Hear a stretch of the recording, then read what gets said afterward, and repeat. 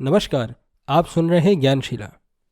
आज जिस महान संत के बारे में हम आपको बताने जा रहे हैं उन्हें आप में से अधिकतर लोग जानते ही होंगे। वे महान संत हैं स्वामी श्री रामकृष्ण जी परमहंस, जो स्वामी श्री विवेकानंद जी के गुरु भी थे। तो आइए शुरू करते हैं।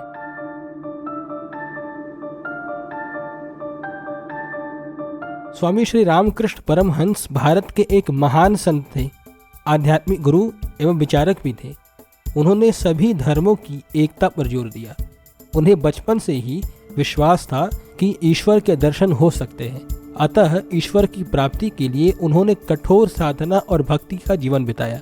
संत रामकृष्ण परमहंस का जन्म 18 फरवरी 1836 को बंगाल के कामारपुकुर नामक गांव में हुआ था। इनके बचपन का नाम गदाधर था। पिताजी का नाम खुदीराम और माताजी का नाम चंद्रा देवी था। जब गदाधर 7 वर्ष के थे तभी इनके पिताजी चल बसे थे, यानी इनके पिताजी का देहांत हो गया था, मृत्यु हो गई थी।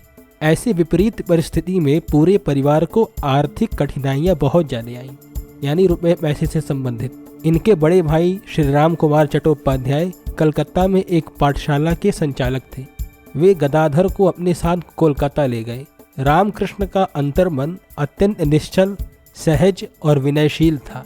वे हमेशा अपने काम में लगे रहते थे। सतत प्रयासों के बाद भी रामकृष्ण का मन अध्ययन पठन पाठन में नहीं लग पाया। 1855 में श्री रामकृष्ण परमहंस जी के बड़े भाई श्री राम कुमार चट्टोपाध्याय को दक्षिणेश्वर काली मंदिर में मुख्य पुजारी के रूप में नियुक्त किया गया था। रामकृष्ण को देवी प्रतिमा को सजाने का दायित्व दिया गया था। 1856 में रामकुमार के मृत्यु के पश्चात रामकृष्ण को काली मंदिर में पुरोहित के तौर पर नियुक्त किया गया। रामकुमार की मृत्यु के बाद श्री रामकृष्ण ज्यादा ध्यानमग्न रहने लगे, यानी वो माँ काली की आराधना में लीन होते चले गए दिन पर दिन। वे माँ काली के मूर्ति को अपनी माता और ब्रह्मांड की माता के रूप में देखने लगे थे। कहा जाता है कि श्री रामकृष्ण को काली माता के दर्शन भी हुए थे। समय जैसे जैसे व्यतीत होता गया, उनके कठोर आध्यात्मिक अभ्यासों और सिद्धियों के समाचार तेजी से फैलने लगे और दक्षिणेश्वर मंदिर का उद्यान शीघ्र ही भक्तों एवं भ्रमणशील सन्यासियों का प्रिय आश्रय स्थान हो गया। कुछ बड़े बड़े विद्वान एवं प्रसिद्ध वैष्णव और तांत्रिक साधक उनसे आध्यात्मिक प्रेरणा प्राप्त करते रहे। वह शीघ्र ही तत्कालीन सुविख्यात विचारकों के घनिष्ठ संपर्क में आए, जो बंगाल में विचारों का नेतृत्व कर रहे थे। इनमें केशव चंद्र सेन, विजय कृष्ण गोस्वामी, ईश्वर चंद्र विद्यासागर के नाम भी लिए जा सकते हैं।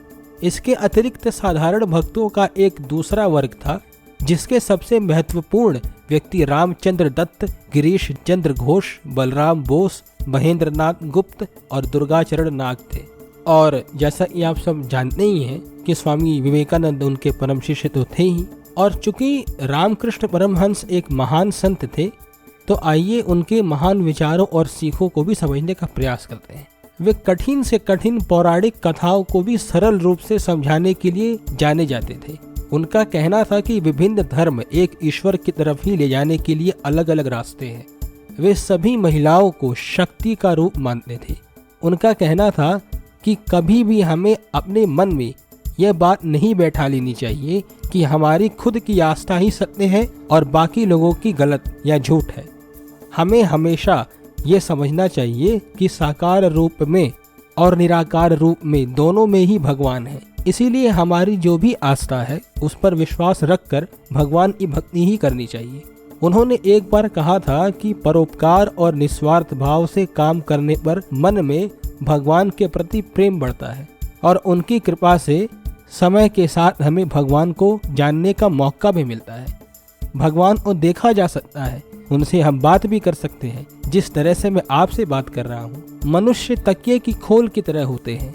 कोई लाल रंग का, कोई नीले रंग का या कोई काले रंग का हो सकता है, पर सबके अंदर एक जैसी ही रूई होती है।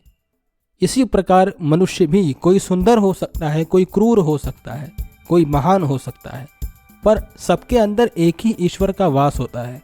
यहाँ पर हमने परमहंस जी की कुछ शिक्षाएं और कुछ उपदेशों को ही संक्षिप्त रूप में बताया है।